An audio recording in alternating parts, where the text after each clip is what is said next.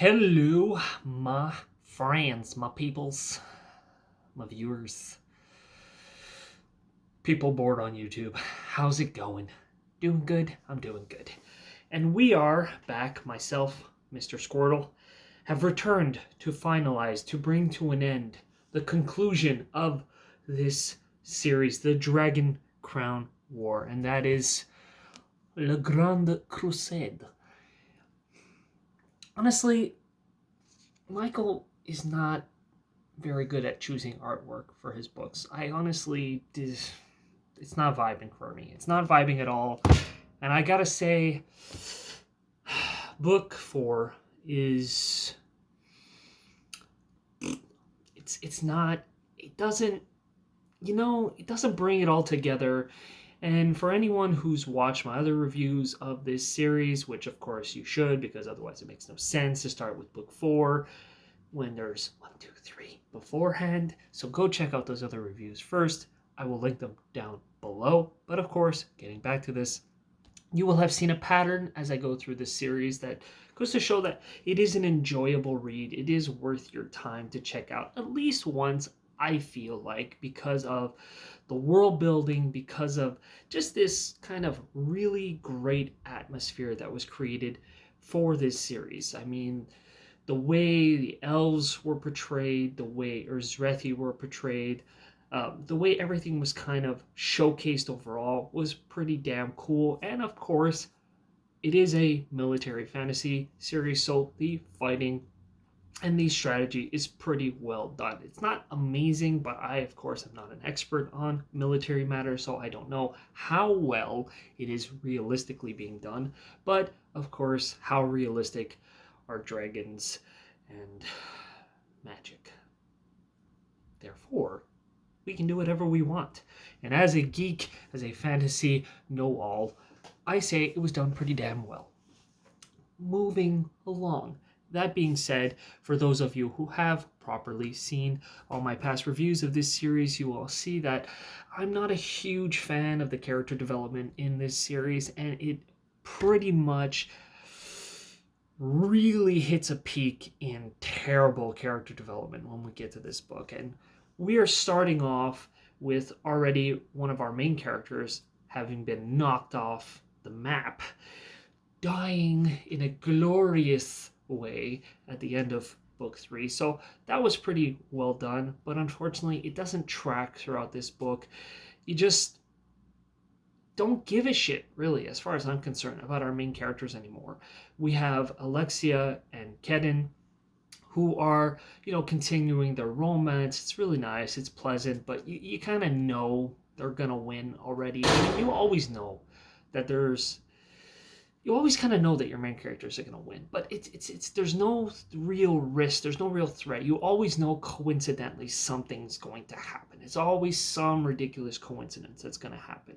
And of course, this book just has 50 million coincidences of people running into just the right places, and something bad happens, but then it turns into something really good. and our main characters just don't really develop in the slightest. Strangely enough, Michael Stackpole decided to make Resolute finally have his own more steady point of view within this book and kind of make him seem like he's so much more of an important character, but he was so neglected in the other books that I just don't really give a shit.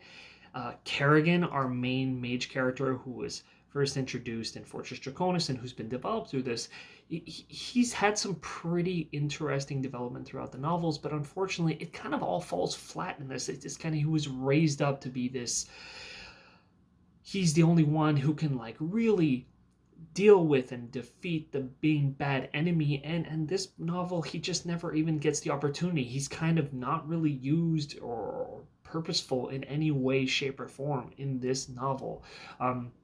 We are introduced a little bit in the third book to a bigger enemy even than Chitrin, our main nemesis throughout the series, and that kind of falls apart also. And the whole buildup of the DragonCrown War and the whole purpose of gathering these true stones so that we could control dragons falls apart also and serves no purpose. It's as though the series was supposed to continue, but didn't. It's like all these things are developed, and then it kind of feels like everything the heroes did and strove for served kind of no purpose whatsoever. I mean, the war ends, but I just don't see it. I don't see what Michael was trying to do.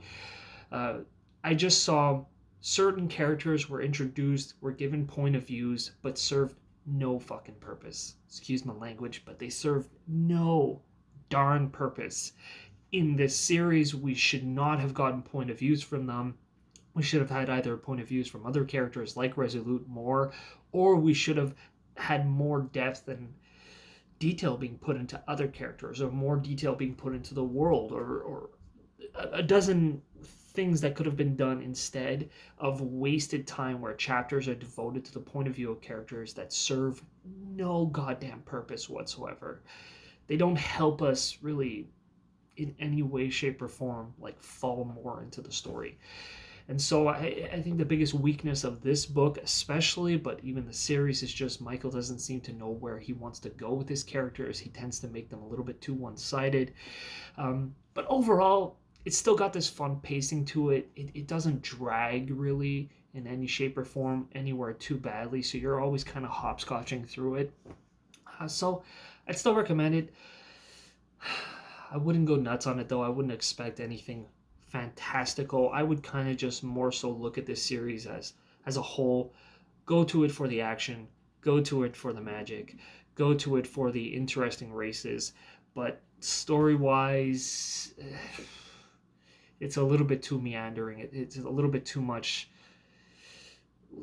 It loses itself, really. It's unfortunate because there was a lot there to love. I would definitely give this book the lowest rating out of all the books in the series. I think I've given a 7 for most of them.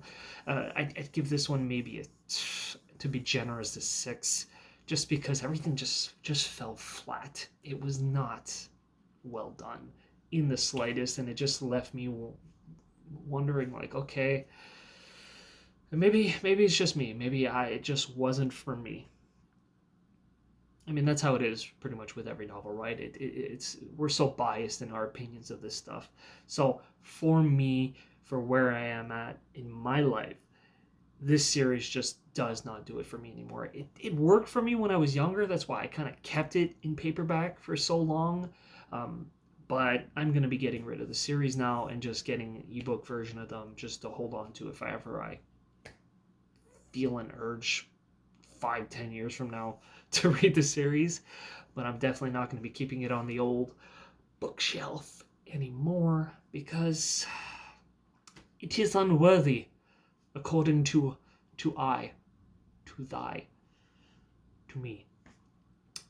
I would still recommend, check it out, finish off the series. If you've pushed through 3 books already, you might as well finish off this one. It's not going to piss you off that much. It's just going to leave you with a little bit of a feeling, I believe. But check it out anyway. Let me know what you think down below. Like, comment, subscribe. Check out the website, geektails.ca. Thanks for tuning in. Squirtle is always happy to see you all. Farewell, my friends.